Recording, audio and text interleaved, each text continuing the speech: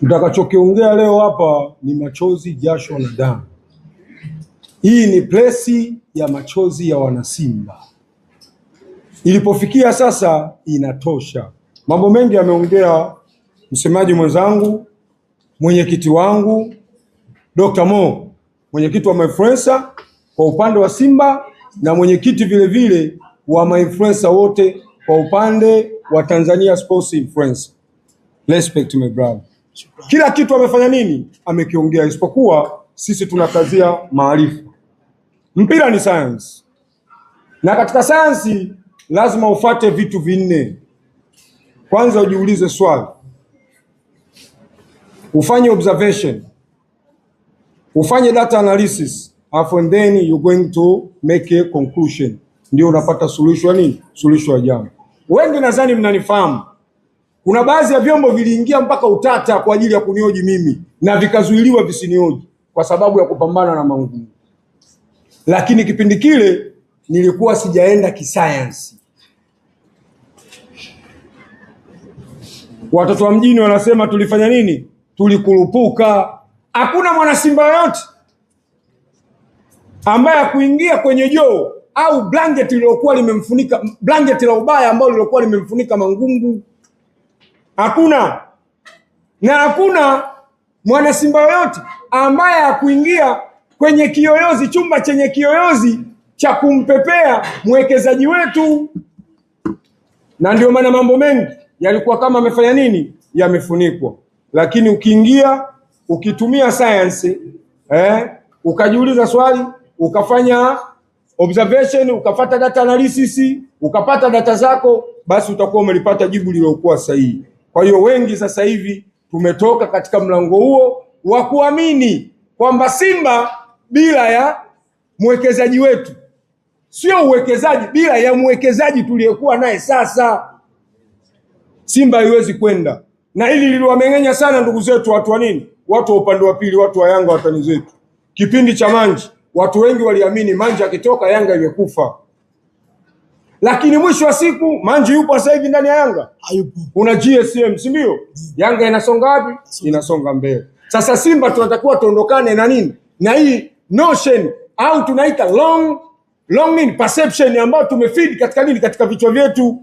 Kwa hiyo ili kuiondoa hii, mambo yafuatayo unatakiwa tuyaangalie na tuyazingatie sana. Simba bila Mo inawezekana, tusidanganyane. Mpira sasa hivi ni biashara. Kila mtu anahitaji kuwekeza kwenye nini? Kwenye hivi vilabu, especially Simba na Yanga. Kwa sababu wanachokifuata pale nini? Ni fans, fan base. Fan base ya Simba ni kubwa. Simba leo ina mashabiki wasiopungua milioni 20. Na kama kadi za wanachama zingeruhusiwa ziendelee kukatwa kutokana na ushindani wa sasa hivi uliopo wa kimpira, sasa hivi tumefika hata milioni 1 tungekuwa tumefanya. Tumefika au 500 kosa kabisa.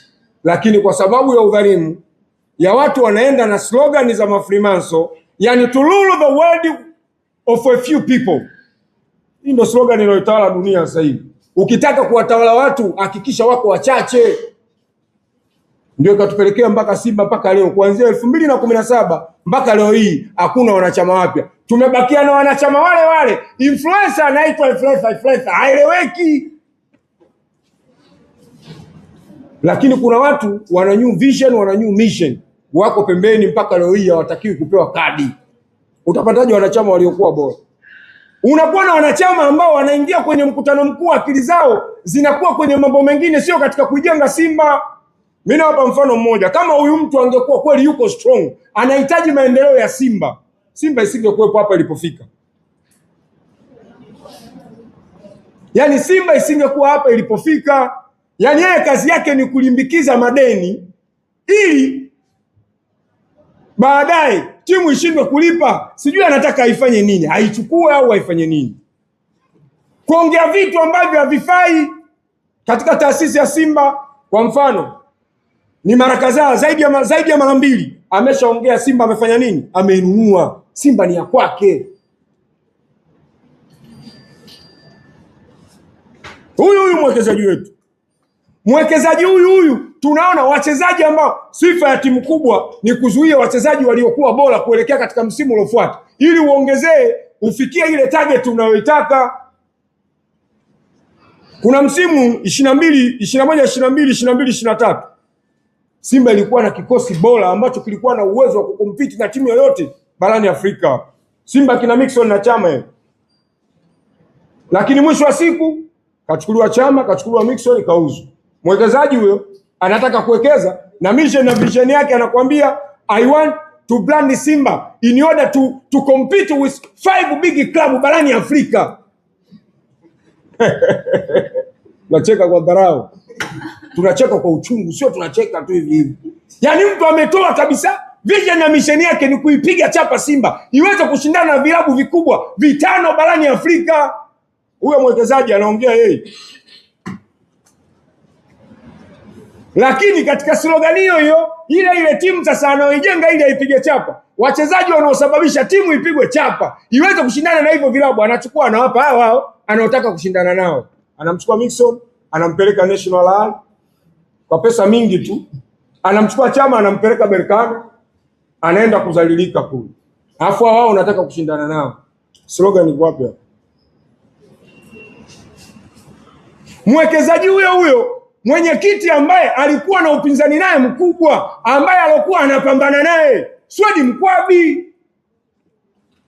Mwenyekiti anakuja ana tweet kwamba kuna mtu tunasafiri naye kwenye mtumbwi, lakini anatoboa mtumbwi, maji yanaingia kwenye mtumbwi. Tafsiri yake huu mtumbwi utazama.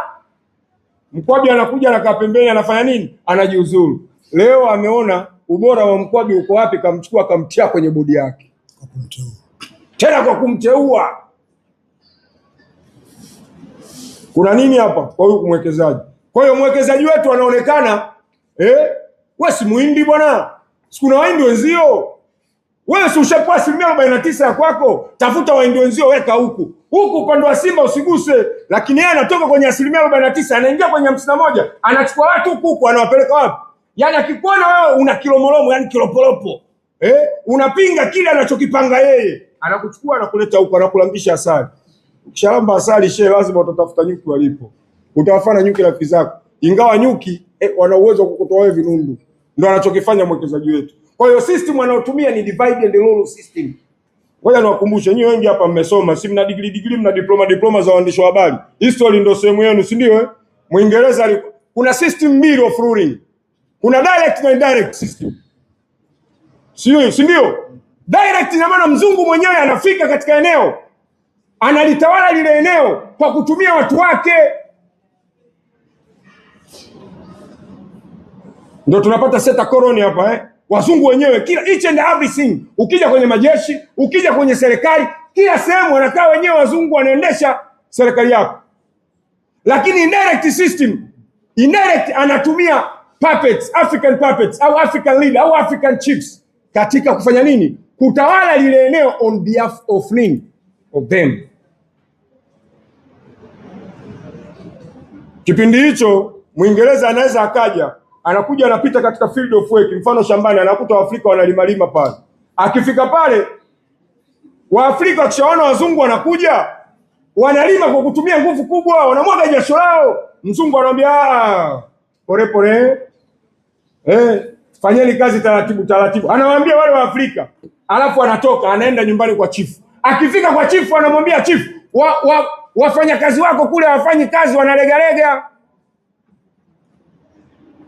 Chifu anatoka mbio, anawafuata wafanyakazi wake. Nyinyi amlimi, amfanyi kazi, mnanigombanisha na nani? Na bosi wangu. Wewe sasa ndio vaa jola wale wa Afrika pale. Mwenye shamba amekuja amekwambia fanya kazi polepole. Alafu anakuja kiongozi wako, chifu wako anakwambia nyinyi amfanyi kazi. Hivi hebu wewe vaa jola yule mtu pale. Utamchukuliaje yule chifu wako? Utamwona mbaya, si ndio? Mzungu akakwambia lima polepole, wewe unakuja unaambia watu walime kwa nguvu. Tafsiri yake chifu ni mbaya. Kwa nini wazungu Waingereza walikuwa wanatumia hii system? Ili kuwagombanisha Waafrika na viongozi wao. Ndio system wanaotumia nini? Mwekezaji wetu. Ndio maana leo anawatoa huku kwenye upande wa Simba, anawaleta huku kwake. Tafsiri yake anajua, kama wako 20 au wako 10, nikichukua 3 au 4 nikiwaleta huku, Hawa waliobakia lazima watawachukia hawa. Ni sawasawa na baba mwenye familia ya watoto 5. Katika watoto 5 unateua mmoja au wawili unawasomesha shule za hizi senti za kulipia. Wale waliobaki wanaenda nini? Shule za kata. Wewe unafikiria unajenga familia ya aina gani hapo? Lazima hawa walioenda shule za kata watawachukia wenzao waliopata elimu bora. Ndicho anachokifanya nani? Mwekezaji wetu. Lakini kikubwa tunachokiangalia sisi, tunaijengaje Simba? Sasa nani atakuja kuikomboa Simba? Ina maana ni mwenyekiti ambaye atakuwa na makucha marefu ya kuja kuikomboa nini? Kuikomboa Simba. Mwenyekiti ambaye mwenye msimamo, na alikuwa akigundua tu kwamba wewe una msimamo tayari, lazima anakuvisha jobaya. Ni sawasawa na paka. Paka ukimweka nyumbani, si ana uwezo wa kukulindia panya? Anawakamata panya wanakuwa hawepo ndani ya nyumba, si ndio? Sasa ili paka uwawe anaitwa nini? Anapewa jina, anaitwa paka mwanga. Mungu akitaka uwawe mtaani anaitwa nini? Mbwa kichaa. Ndicho kinachotokea nini? Kinachotokea kwa mwekezaji wetu. Kwa hiyo mwenyekiti wetu sasa amevishwa nini? Amevishwa jobaya, na hili limetengenezwa na baadhi ya vikundi vimetengenezwa.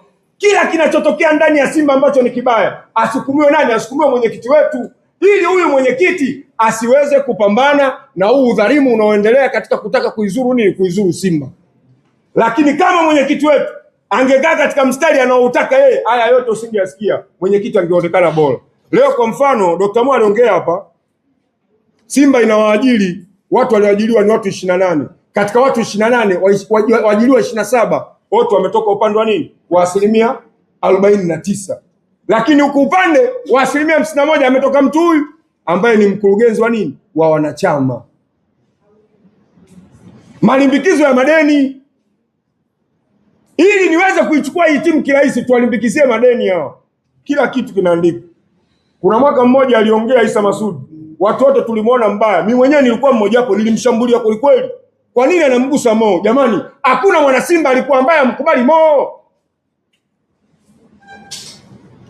Isa Masudi aliongea, jamani, huku mpaka hela za mchicha zinaandikwa, hela za mchicha. Umekuwa hela ukanunue mchicha kwa ajili ya kula wachezaji boxer, zote zinaandikwa. Tulimuona yule bwana anatongopea. Lakini leo juzi alitoka hapa front. Kweli anaidai Simba, anasema bilioni ngapi? 87. 27 akatukopesha 60. 27 akatupa 60, anafanya nini? Anaidai hela yake. Na mpaka sasa hivi dokumenti ziko mezani, sio anatakiwa asaini hilo deni. Tafsiri yake ikifika bilioni 100, timu inadaiwa bilioni 100. Timu ya kwetu. Wale wana Simba wanaosema Mo kila wakati wakikaa Mo. Simba ni ya kwetu, tunadaiwa milioni 100 sasa. Tunaichanga miaka mingapi? Twende zuio la wanachama. Wengi tulikuwa tunajua mwenyekiti ndio anazuia nini? Wanachama. Lakini huyu Mangungu tunaompigia kelele ndio anazuia wanachama. Mangungu ameingia 20 hapa plus. Wanachama wamezuiliwa tangu 17. Hakuna mwanachama mpya wa Simba alosajiliwa, alopewa kadi. Mangungu huko alikuwa. Tafsiri yake mwekezaji ndio anayefanya nini? Ndio anayezuia swala la kuingiza wanachama wapya. Kwa nini anazuia wanachama wapya? Ukitaka kumtawala mtu hakikisha awe maskini. Ndicho anachokitumia nani? Anachokitumia nini? Mwekezaji wetu Mo Dewji. Anajua Simba ikiruhusu kusajili wanachama wapya, ukipata wanachama 100,000 tu tayari una bilioni 2 na pointi kadhaa. Kama kadi moja ikiwa 30,000, maana yake una bilioni 3. Ukipata wanachama milioni 1, maana yake una bilioni 30. Sasa wewe unataka kuwekeza bilioni 20. Wanachama washaika bilioni 30 kwenye akaunti ya timu yao. Hivi kuna uwekezaji hapo? Ndio maana amefanya nini? Amezuia.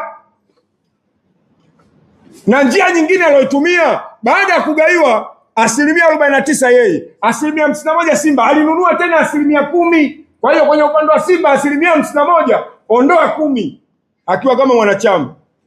Anatuongopea kwamba hii 10% atawagaia wanachama. Wewe bwana mwanachama umepewa? Hapana.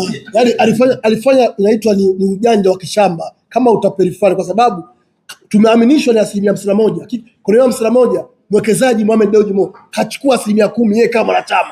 Kwa hiyo ukijumlisha na zile 49, maana yake yeye ana 59. Sisi wanachama tubaki na ngapi? Na 41. Endelea. Sijui umeelewa? Kwa hiyo huku tumebakia na 41, kwenye makaratasi sisi tuna 51. lakini reality yule bwana yeye ndo ana 59, sisi tuna 41. Nguvu ya kuikomboa klabu unaipata wapi? Leo serikali tulikuwa tunajua ili swala la uwekezaji, yeye anatoka analalamika kwamba uwekezaji, jamani mnanicheleweshea. Kumbe anayechelewesha uwekezaji ni yeye. Serikali ishatoa maagizo vitu vitatu vikamilike katika katiba ya Simba, vibadilishwe. Vikishabadilishwa, katiba ikishapitishwa, uwekezaji tayari umekamilika. Vitu hivyo ni vipi? Kitu cha kwanza, ukomo wa wanachama ufutwe. Wao waliweka ukomo wa wanachama mwisho wa wanachama 50,000. Na mimi ndo mtu wa kwanza kuongea, na ndio kilichonitia jela. Nimekaa siku 4 Central Park. Ukomo wa wanachama 50,000. Simba ina mashabiki zaidi ya milioni 20. Leo unaambia tu wanachama mwisho 50,000. Na wanachama ni pesa. Kwa nini uitaki hii pesa?